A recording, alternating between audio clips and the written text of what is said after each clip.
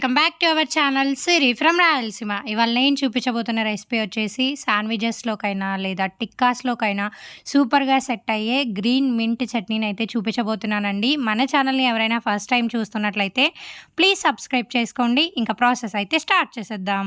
ముందుగా ఒక చిన్న మిక్సీ జార్ తీసుకొని అందులోకి 1/4 కప్ పుదీనా అండ్ అలాగే 1/4 కప్ కొత్తిమీరని వేసుకోవాలి. ఇందులోనే 1/2 ఇంచు అల్లాన్ని ఇలా చిన్న ముక్కలుగా కట్ చేసుకొని వేసుకోవాలి. 2 పచ్చిమిర్చిని కూడా వేసుకోవాలి.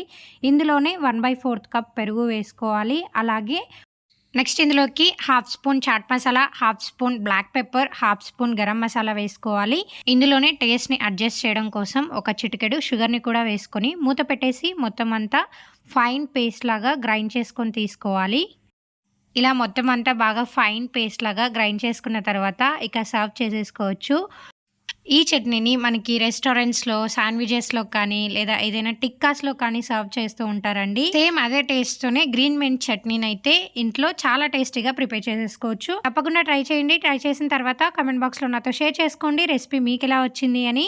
సో చూసేసారు కదండి ఇవాళ రెసిపీ అయితే ఇది అండి. ఈ వీడియో కనుక మీకు నచ్చినట్లయితే please like, share and subscribe my channel for more videos and don't forget to press the bell icon symbol and thank you for watching.